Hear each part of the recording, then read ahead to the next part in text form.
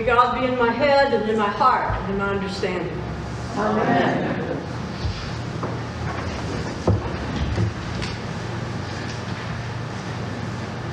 Stir up your power, O Lord, and with great might come upon us. The second time you've heard those words today. They were the opening line of the collect that's always the prayer that collects our thoughts. Assigned always on the third Sunday in Advent. And every time I hear those words, I think of my friend Bob Tharp, who died many years ago.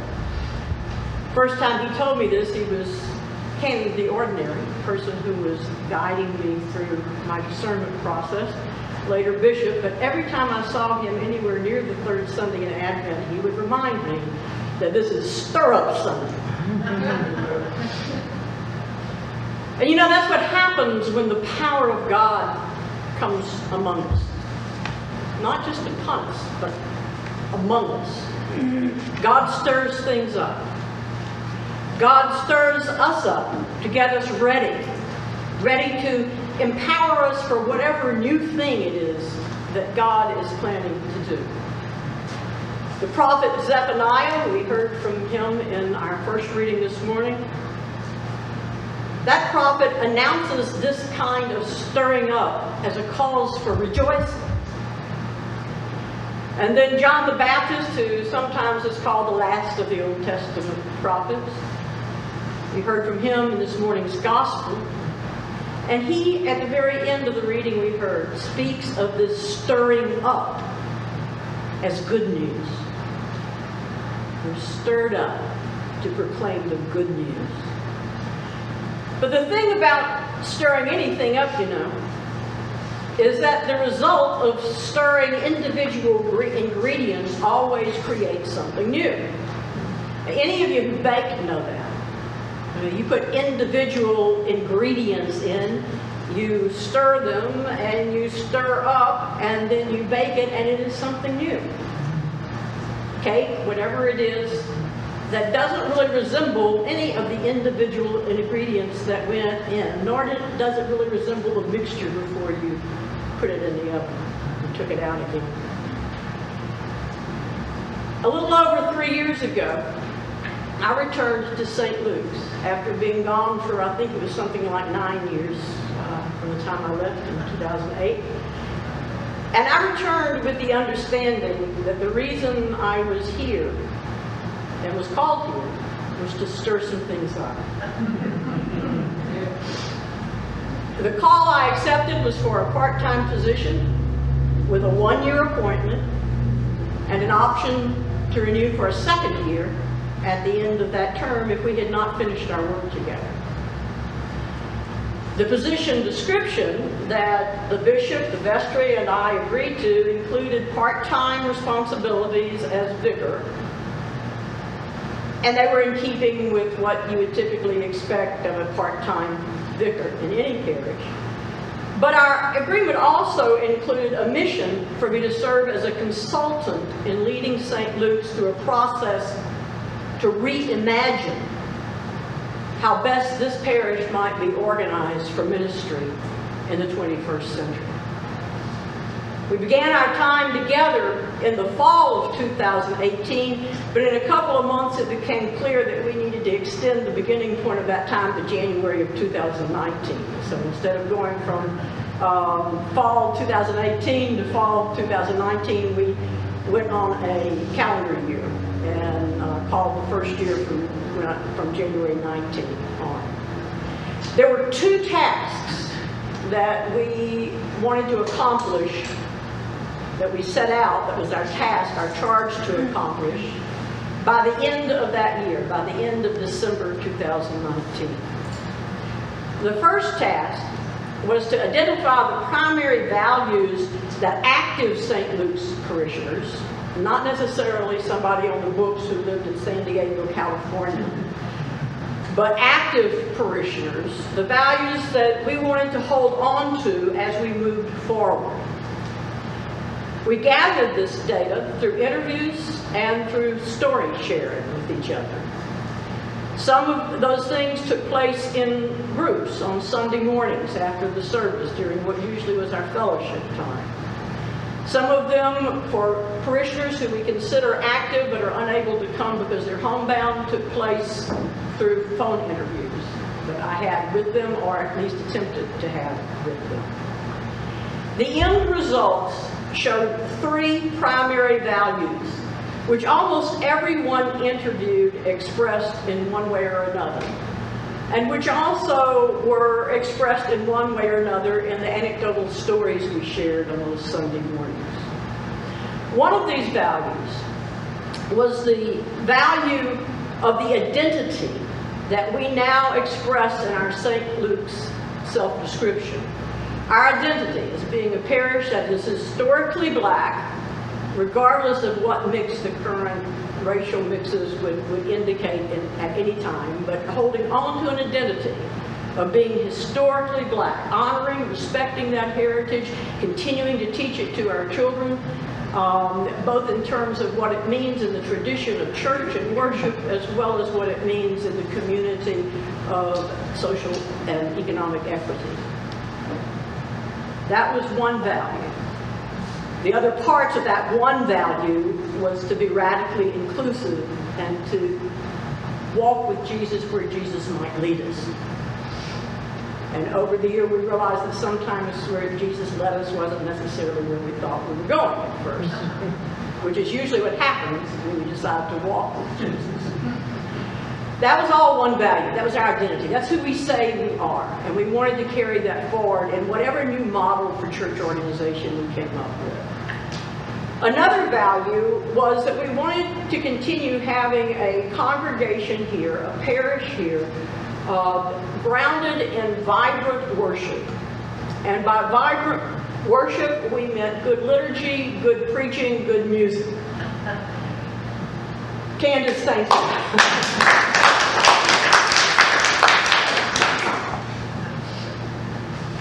Those were two values, though. So our identity, vibrant worship. The third value that everybody seemed to share was a value of expanding ministry in East Knoxville, especially in this Five Points neighborhood.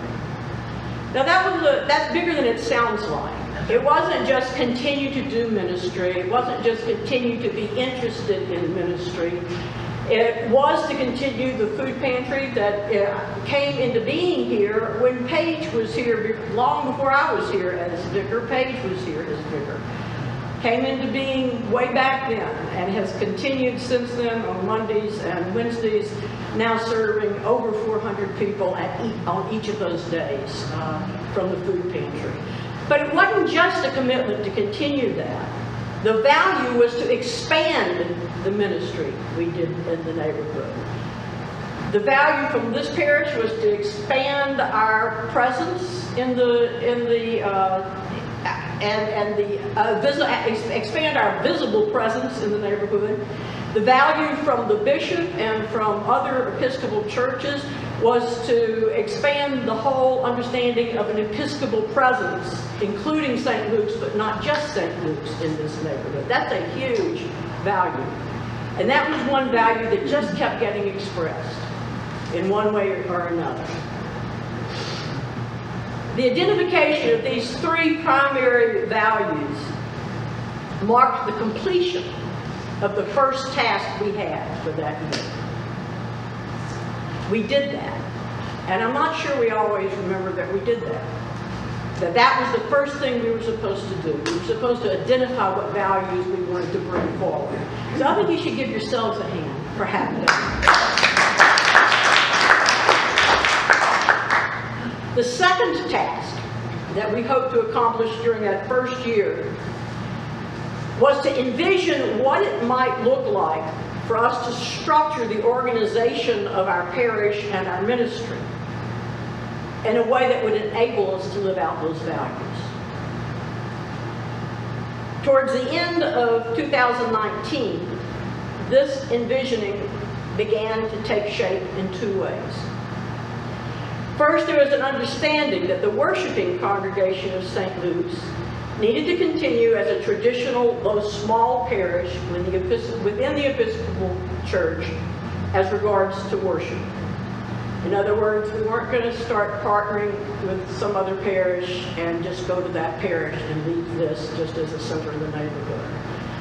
We envisioned this being here with us as a parish, operating as a parish, and continuing to do that. That was a vision that we made a decision that we wanted to see happen. But we also realized that, especially in terms of ongoing clergy support for that congregation, we were going to have to think outside of the box. We were going to need to join the ranks of many small Episcopal churches in being creative about how we organized our clergy leadership.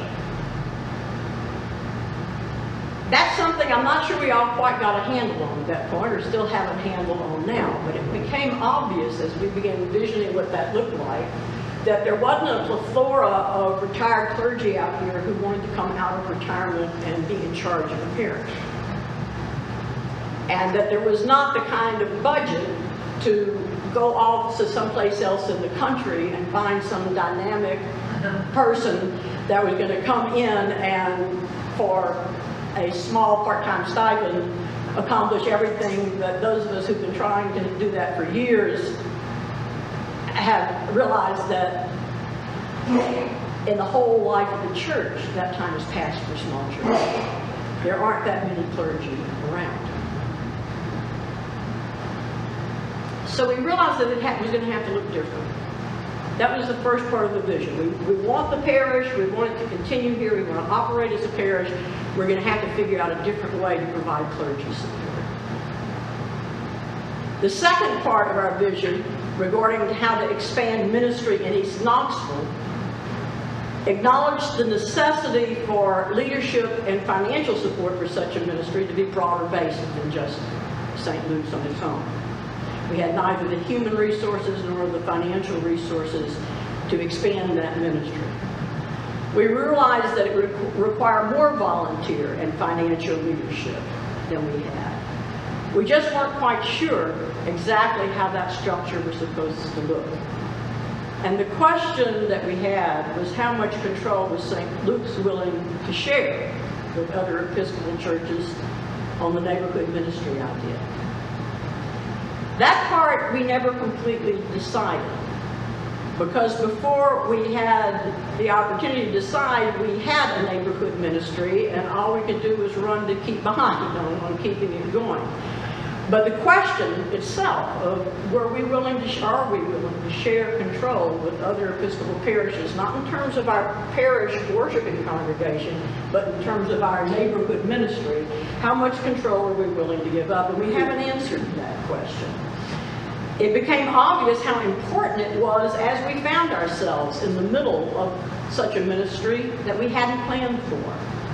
With the food pantry in the building serving those 400 people every Monday and Wednesday, and lines extending out to the park in bad weather, we just opened the doors. And once we opened the doors, then folks began to ask for coffee. So we started serving coffee. And when folks asked if they could sit a while after they got their groceries and visit, we made it possible for that to happen. Turned on the TV for those who wanted to watch TV, brought in free books. Then when folks asked if we could start serving breakfast, we started cooking breakfast with eggs and sausage and biscuits, with food donated primarily by the Knoxville Hospitality Warehouse, but that had to be supplemented simply out of the volunteers' pockets to make up for the things we couldn't get from the warehouse. Then the volunteers started coming in once a week to teach people how to make jewelry. Then folks who like to knit or crochet started asking for yarn, so people brought in baskets and baskets and baskets of yarn that filled the narthex sometimes. And then a local bookstore donated a bunch of stuffed toys for us to give out before Christmas. And we adopted the name The Common Ground Cafe, a place where neighborhood folks could gather on Monday and Wednesday. Before long, there were usually about 138 of those folks every Monday and Wednesday. And a place where volunteers came not only from St. Luke's, but from St. John's, St. James, Ascension, St. Stephen's and Oak Ridge, sometimes from Good Shepherd, sometimes from Good Samaritan, a lot from the neighborhood itself, and it really did become a common ground cafe where people from all areas of the city, social, economic strata, were getting to know each other. The ministry grew larger than this building facility could handle safely. The organizational structure and financing were more than we could handle just haphazardly. And with the help of many interested parties from the diocese and from other Episcopal churches, we began to look at what we could do to improve the safety of our building, the safety of our equipment, the safety of our meal distribution process. We started looking at what we could do with a lot of help, how to grow the financial support, and not only make the improvements, but supplement the food to the extent we needed to, and to establish a more workable leadership and organizational structure. We had just put those pieces in place. They had not yet had a chance to do anything when, what happened? The pandemic hit. The pandemic hit. And although the food pantry here has remained open on Mondays and Wednesdays with safety measures to distribute groceries to people, we could not cram 138 people into that small place safely with food processors that already weren't up to health care standards. So we had to close the cafe on this side, though the other side continued to distribute groceries. So here's where we are now. And the reason I'm taking the time to do this is because this is kind of part of our annual meeting thing, and I thought we would handle it liturgically before we got into looking at Ron's report of where we are pragmatically. Here's where we are now. And I want you to claim this, okay? The vision we created together of seeing this facility used both as a place of vibrant worship as well as a center for ministry within the neighborhood, this is still a vision that holds true. Nothing has been lost in the kingdom of that vision. Possibly in how we implement it needs to be changed, but it's almost like we did a pilot program, and that the pandemic almost gave us a chance to stop that and begin to look at not only what it meant in the pandemic, but where were the problems beforehand in it. So it really can be an opportunity, and we really did do what we were asked to do. What I came back to do was to help you get that vision down. And so I ask you to claim that vision today, and to remember that I didn't come up with this by myself. You came up with it. And I want us to hold on to it and not lose the work that we did to get there. On the worship side of that vision, we have a plan. It's going to be a pilot plan too, just like the cafe was. And like the cafe, it may work great, but not be forever. Or it may be the plan that we go forward. It's a different model. It's not just something to do while you wait to call another vicar or a rector. Because I'll tell you folks, the days of that in most parishes other than huge parishes is over. Okay? There are just a lot of churches that haven't figured that out yet. We, I think, are a healthy parish. And I think we know that. So this is a pilot. This is a one-year program. It will be a different model. Ron and I both have been looking for other places that are doing it, and we can't find a single place any place. I think that we are, so when we say that it's an experiment, that's what we mean. We think this is a good idea. We won't know until we start trying to do it. And it will be the idea of taking the deacon and putting the deacon in charge of the parish in the way a vicar would be in charge of the administration of the parish, the running of the parish, the organization of the parish, making sure that the things that are supposed to happen in the parish in conjunction with the senior warden happen in that way. But a deacon can't perform sacramental functions. And because there is a strong sense of still wanting the Eucharist, we needed to have priests who could come in. So we're going to combine them. Once a month you will have either morning prayer or some service that is without the Eucharist. And 3 other times in that month you will have a priest from a team of priests who will agree that they're willing to serve in this capacity. Paige has said she'll be willing to. I have said I will be willing to. Ron will tell you more about that when we get to the annual meeting of where we are in getting that team together. But they are not here to be the vicar. They will be here on Sunday morning to do the sacramental work of Eucharist. And they will be here to support Ron in terms of any kind of consultations he needs to do. As well as Jerry Askew, our archdeacon from the diocese, who will be directly supervising Ron in that ministry. And to, is it John, what's John's last name? The admin at the diocesan office. His name's escaping me, but John Under. He will be serving to help remind priests of when they're supposed to serve and do that kind of thing, more of the administrative position. All in all, I think God has done some considerable stirring up in this place in the last 3 years.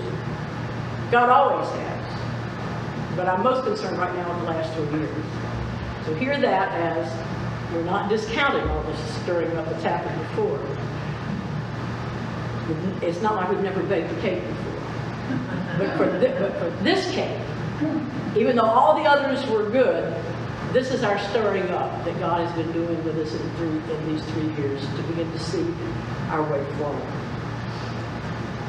So let us renew our commitment to proclaiming the good news that we've been given to proclaim, with everything that God continues to stir up, and doing it right here on the corner of Selma and Chestnut in the fine East Knoxville neighborhood of Fife.